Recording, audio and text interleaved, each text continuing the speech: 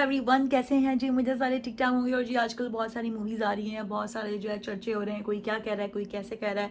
कुछ मूवीज़ ऐसी होती हैं जिसकी हमें बड़ी उम्मीदें होती हैं, हम जो है ट्रेलर भी बड़ा ज़बरदस्त होता है, टीज़र भी बहुत अच्छा होता है, लेकिन जब उसका रिजल्ट आता है तो बंदा कहता है फीका है यार, फीका है, फीका है। ठीक है, तो अभी जो है एक जो है लेदर फैक्ट्स बड़ा अच्छा चैनल है और उनकी हम जो है वीडियो देखेंगे जिसका टाइटल है जी Retro versus Raid 2 versus Hit 3। ठीक है, तो बिगेस्ट क्लैश ऑफ 2025। इंटरेस्टिंग है भाई, तो जल्दी से देख लेते हैं ये क्या कहना चाह रहे हैं, इसमें क्या है। तो चैनल को सब्सक्राइब कर दो, अनीशा ऑफिशियल पे मुझे ज्वाइन करो जो कि इंस्टाग्राम पे। तो चलो ओके स्टार्ट। किसका नाम ले लिया सुबह सुबह? पता नहीं किसकी जिंदगी झंड कर रहा होगा पटनायकवा। सर, इन क्रिमिनल्स को जेल के 10 फीट के सेल के अंदर होना चाहिए या फिर धरती के नीचे 6 फीट गड्ढे में। तो शुरू करेंगे? हाँ, शुरू करो शुरू करो।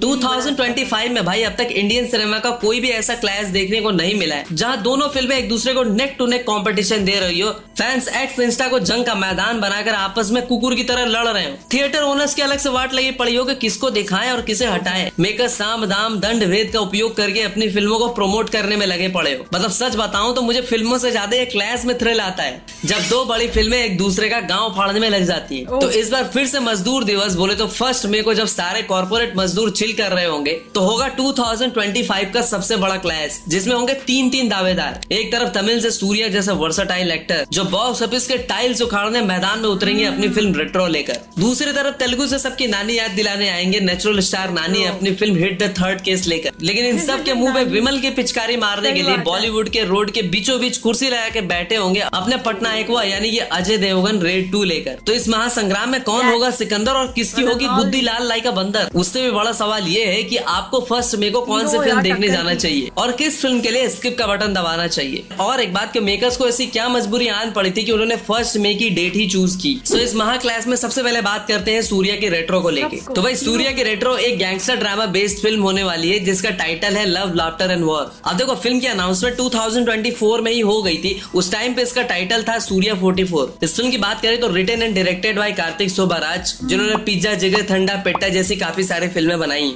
ऊपर से इस फिल्म के प्रोड्यूसर भी सूर्या और कार्तिक सुब्बाराज ही। दरअसल कार्तिक सुब्बाराज ने फिल्म की स्टोरी जिगर ठंडा XX की शूटिंग के पहले ही नैरेट की थी और फिल्म की शूटिंग कंप्लीट होने के बाद कार्तिक सुब्बाराज ने सूर्या को पूरी कहानी सुनाई। लोकेशंस की बात करें तो इस फिल्म को अंडमान निकोबार आइलैंड, ऊटी, केरला, चेन्नई मतलब काफी सारे लोकेशंस पे शूट किया गया है। और फिल्म का बजट भी बहुत ज्यादा नहीं है, इसे 65 करोड़ के बजट में बनाया गया है और म्यूजिक का काम संतोष नारायण ने किया है। और एक इंटरेस्टिंग बात बताऊं, इस फिल्म का ट्रेलर जिसके तमिल वर्जन पर 2 घंटे में ही 1.17 मिलियन व्यूज आ गए थे, उसे एक फेमस मलयालम डायरेक्टर अल्फोंसो पुथन ने डायरेक्ट किया है। मतलब यार आदमी है आम की कोई नस्ल। खैर टॉपिक पे आते हैं तो फिल्म में सूर्या का 90s के अमिताभ बच्चन वाला स्वैग देखने को मिलता है। ऊपर से फिल्म का नाम भी रेट्रो ही है। जब इसका टीजर आया था तो इसने हिंदी बेल्ट में भी अच्छा बवाल काटा था, खासकर वो बनारस के घाट वाले सीन पर जहाँ सूर्या पूजा हेगड़े को कन्विंस कर रहा होता है कि पूजा तेरे लिए अपन सब कुछ छोड़ देगा, बाप का बिजनेस, मार कुटाई, ठोकम ठुकाई सब कुछ। लेकिन ट्रेलर देखकर हमें समझ में आ जाता है कि वैसा वो कुछ भी नहीं कर पाता और पारी यानी सूर्या फिर से क्राइम वर्ल्ड में वापस चला जाता है। इसी वजह से उसके और पूजा हेगड़े के रास्ते अलग अलग हो जाते हैं। जहाँ अपनी हीरोइन आगे चलकर बन जाती है बुद्धा तो हीरो डेमन। पूजा हेगड़े कहती भी है कि तूने मुझे बहुत रुलाया। देखो जयराम ने इस फिल्म में एज अ कॉमेडियन का काम किया है तो जोजो जॉर्ज ने सूर्या के बाप का कैरेक्टर प्ले किया है। फिल्म को US सर्टिफिकेट मिला है जिससे पता चलता है कि भैया फैमिली फ्रेंडली फिल्म होने वाली है। और देखो सूर्या के फैंस उन्हें एज अ विलन रोलेक्स में देख चुके हैं और उन्हें पता है कि वो एज अ विलन क्या कर सकते हैं। लेकिन इस फिल्म में सूर्या विलन से ज्यादा एक ग्रे कैरेक्टर में होने वाले। फिल्म का दूसरा सबसे बड़ा प्लस पॉइंट है इसकी कॉमेडी जो की इंटेंस सीन्स को भी फनी बना देती है। कंगवा को भले ही मिक्स्ड रिव्यूज मिले हो लेकिन इस फिल्म पे सूर्या के खुद के पैसे भी लगे हुए हैं तो कुछ ना कुछ तो एक्स्ट्रा ऑर्डिनरी जरूर देखने को मिलने वाला है। और वैसे भी सूर्या जैसे आलू को किसी भी फिल्म की सब्जी में डाल दो वो वहाँ फिट तो हो ही जाते हैं। तो भाई मैं तो पर्सनली इस फिल्म के लिए काफी ज्यादा एक्साइटेड हूँ। अब देखो ये फिल्म हिंदी, तमिल, तेलुगु में तो आ ही रही है लेकिन आप में से, हाँ आपसे ही बात कर रहा हूँ, आप ऑडियंस में से काफी लोग कह रहे थे कि अरे सूर्या नाम मात्र के लिए हिंदी में रिलीज करेंगे। तो देखो बात ऐसी है कि अभी रिसेंटली आई अजित कुमार की गुड बैड अगली जो कि 1916 स्क्रीन पे पैन इंडिया में रिलीज होती है जिसमें से 600 स्क्रीन सिर्फ तमिलनाडु के होते हैं और इस फिल्म ने वहीं से सबसे ज्यादा कलेक्शन भी किया था। तो ऑब्वियस सी बात है कि देखो रेट्रो एक तमिल फिल्म है तो तमिल मार्केट को तो फर्स्ट कैप्चर करेगी, उसके बाद ही दूसरे मार्केट में दूसरे फिल्मों से भी कम्पीट करेगी। हाँ, ये तो पक्का है कि रेट्रो हिट 3 और रेड 2 को साउथ मार्केट में डोमिनेट नहीं करने देगी। देखो 2025 के ऑलमोस्ट 4 महीने बीत चुके हैं, लेकिन छावा को छोड़ के कोई भी बड़ी फिल्म बॉलीवुड अब तक नहीं दे पाया है। लेकिन अब जाकर बॉलीवुड से अजय देवगन इस बार रीमेक नहीं बल्कि अपनी एक क्लासिक फिल्म रेड का सीक्वल लेकर आ रहे हैं, जहाँ वो IRS ऑफिसर अमय पटनायक के कैरेक्टर में अपने को फिर से दिखने वाले हैं। और अपने सच्चे ईमानदार अमय पटनायक की 75th रेड होने वाली है, और वो कितने ईमानदार है इसका अंदाजा आप इसी बात से लगा सकते हो कि उन्होंने अब तक 4200 करोड़ की रेड अपने पूरे करियर में डाल रखी है। और इस बार वो फिर से एक व्हाइट कॉलर नेता का सारा कालाधन निकाल के रख देने वाले।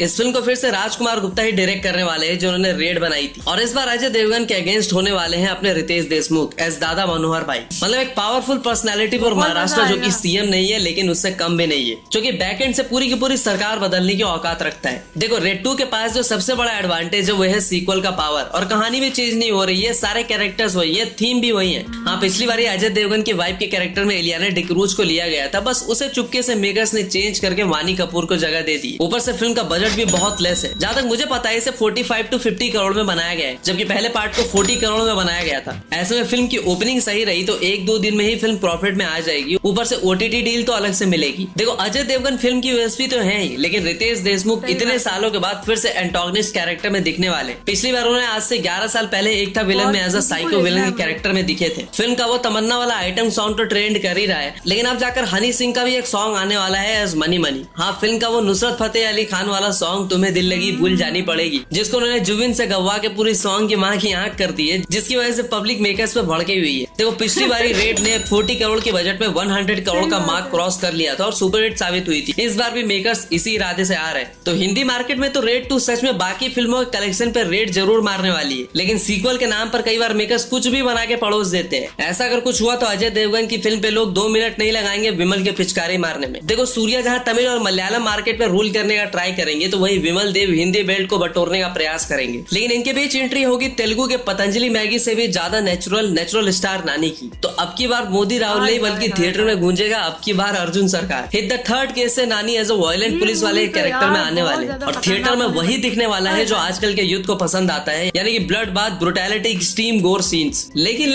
इस बार ये काम अपने अर्जुन सरकार पुलिस वाले की वर्दी पहन के करने वाले। अब देखो तेलुगु मार्केट में हिट फ्रेंचाइज एक सुपर हिट फ्रेंचाइज रही है। पहले 2020 में विश्वक सेन वाली हिट द फर्स्ट केस आती है, जो 6 करोड़ के बजट में 11 करोड़ का कलेक्शन करती है, जिसे नानी ने को प्रोड्यूस किया होता है। फिर 2022 में आती है हिट द सेकंड केस, जिसमें लीड में अपने अधिविशेष होते हैं। 15 करोड़ में बनती है वो फिल्म और 42 करोड़ का कलेक्शन करती है, और सेकंड पार्ट को भी नानी ने ही को प्रोड्यूस किया होता है। इसलिए इस फ्रेंचाइज को हिंदी ऑडियंस भले ही ठीक से ना जानती हो, लेकिन तेलुगु ऑडियंस इसे अच्छे से परिचित है, और इसीलिए इसके थर्ड पार्ट में नानी खुद एज अ लीड कैरेक्टर में आ रहे हैं और इस फिल्म को फिर से को प्रोड्यूस कर रहे हैं। फिल्म का बजट भी अप्रोक्स 60 करोड़ के आसपास बताया जा रहा है, और इस बार फिल्म का प्लॉट जम्मू और कश्मीर में होने वाला है, जहां अपने अर्जुन सरकार एक स्पेशल मिशन पर जाएंगे। उन्हें एक ऐसे सीरियल किलर को पकड़ना होगा जो कि बेरहमी से लोगों को मारता है। जहां विलन अगर साइको है तो अपने अर्जुन सरकार उससे भी बड़े वाले मैनिएक, जो कहते हैं कि क्रिमिनल्स को जेल की 100 फीट के सेल के भीतर होना चाहिए या 6 फीट मिट्टी के नीचे। फिल्म का रन टाइम अप्रोक्स 155 मिनट का होने वाला है। व्हाइट सूट में जिस बीस्ट अवतार में नानी दिख रहे हैं, मान के चलो कि कुछ बड़ा होने वाला है। फिल्म के ट्रेलर में ही इतना सारा ब्लड सेट देखने को मिल रहा है। देखो ये फिल्म एक ग्रिपिंग स्टोरी और सस्पेंस के साथ आने वाली है, और मैं अगेन इस फिल्म के लिए भी काफी ज्यादा एक्साइटेड हूँ। हिट द थर्ड केस का कुछ ऐसा है ना कि वो इस महाक्लास में इकलौती ऐसी फिल्म है जो हिंदी और साउथ दोनों मार्केट में बराबर पकड़ बना के चलने वाली है। तो देखो तीनों में से तीनों फिल्में, एक शेर है, दूसरा सवा शेर, तो तीसरा बब्बर शेर। मतलब एक बहुत बड़ा कंपटीशन होने वाला है, जिसमें ऑडियंस का तो फायदा होगा लेकिन मेकर्स का भारी नुकसान। और इस महाक्लास में आप किस फिल्म को सपोर्ट करते हो, कमेंट में डालो।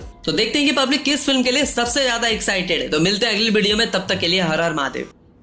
यार बहुत ज़बरदस्त इनकी वीडियो होती है, जब भी मैं देखूँ मुझे बहुत मज़ा आता है, क्योंकि बहुत सारी बातें सच बोले जाते हैं बातों ही बातों में।